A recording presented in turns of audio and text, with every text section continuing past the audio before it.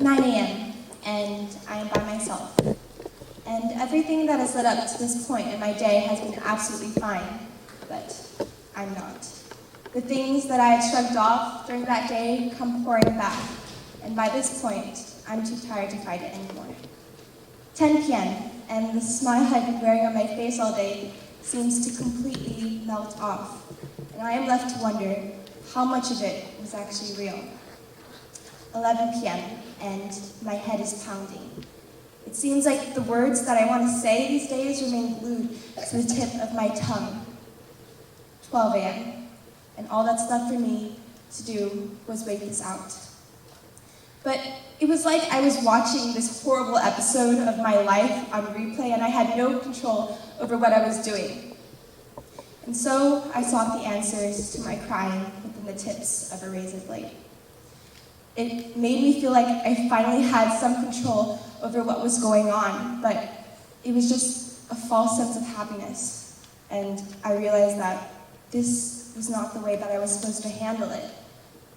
I had never gotten to a point in my life where my natural instincts were colliding with the voices inside of my head telling me that I wasn't good enough and that I didn't deserve to be here. There's an eternal war brewing beneath the surface of all of us. And in any war, there are casualties on both sides.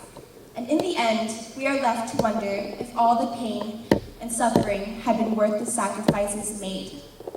In my war, I was both the hero and villain, and I couldn't kill one without also killing the other.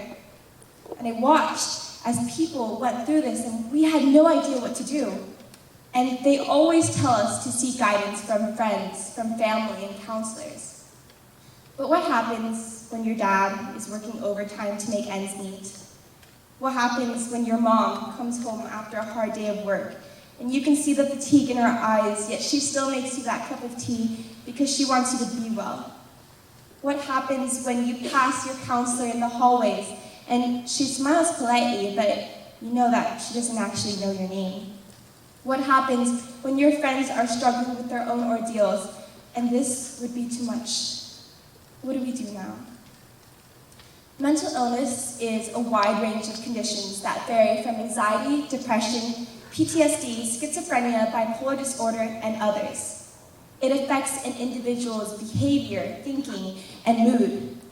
This is important to distinguish from those with psychiatric disabilities, which involve organic brain damage and mental disabilities. In these types of cases, these individuals require physical support, in most cases, to carry out their daily life functions. But the issue today is that this stigma against mental health is preventing those of us who have it to seek guidance. We engage in what is known as social distancing, meaning that we are isolating ourselves and we are not seeking help when we need to. This public stigma has led to a sort of stealth stigma because we are internalizing our own feelings. And according to Dr. Friedman, a psychiatrist, this undermines self-efficacy and leads to a why try type of attitude that hinders any prospects of us getting better. But stigma is not the act of just denying that it exists. Stigma is being unable to validate its influence. If I were to call the school today and tell them that I needed to take the day off because I wasn't feeling well, would they take me more seriously if I had told them that I had broken my leg instead of anxiety leaving me unable to leave my own room? If I had told them that one of my kidneys failed instead of depression making me not want to leave my bed anymore? Stigma is the idea that I feel the need to tell people that I'm just going to the doctor instead of saying that I'm going to a counselor because I'm struggling with self-harm.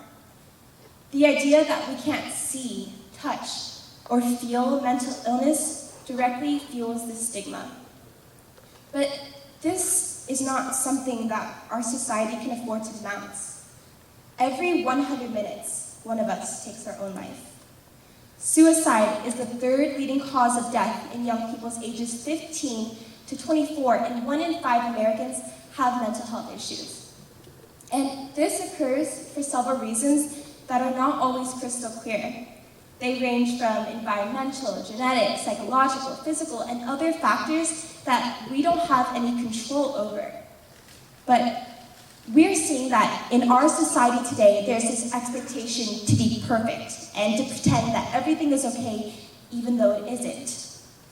From a young age, we are already conditioned to bring home these amazing grades that our parents occasionally pin on the refrigerator.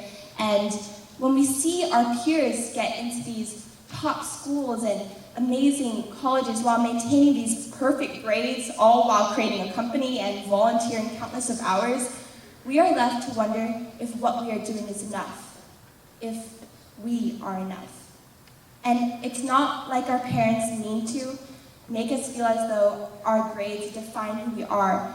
Our authority figures know that if we can't keep up with the fast pace of this world, we are going to get left behind, and someone else will fill our spot. And the issue is that with the addition of technology, we lack the coping skills necessary to endure this. We can put our entire lives on our cell phones without ever once showing who we actually are as people.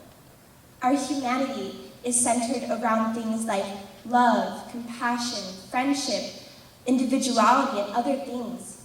But this can't be done if we don't put our hearts out there, if we're not willing to be vulnerable. Because vulnerability is the stuff that connections are made of, and connections is what drives our humanity. But this isn't confirmation for the adults in the audience to take away our cell phones, because mental illness has occurred long before cell phones has come out, and it will occur long after. This is comparable to a cigar. The cigar isn't the actual issue. The issue is the person who chooses to smoke and overuse it. And in our case, the issue itself is not the cell phone, it's society's expectations and deniers of mental health issues. And the only way to really stop this is for those of you out in the audience to sympathize with those of us who have mental illness, to empathize and listen unconditionally and without judgment. For a long time, I had saw my parents' experiences as immigrants as the standard or appropriate times in which it was okay for me to feel pain. My mom had told me a story when she was younger, when this woman had walked into my grandma's shop holding a knife. That woman was threatening my mom's life if she didn't give her money. And in all of this, my mom held a rubber ball that she put between herself and that woman, and she stood her ground until someone could help her. And I thought, if my mom had this type of strength and courage, why was it so hard to look in the mirror? Why was it so hard to stand up and throw a tissue away in class? Why couldn't I make it through a single night without having an anxiety attack over what seemed like nothing? But by doing this, I invalidated my own pain, and this just made everything worse. It made me feel like I wasn't deserving of my own emotions, and that at my worst, I wasn't deserving to be here.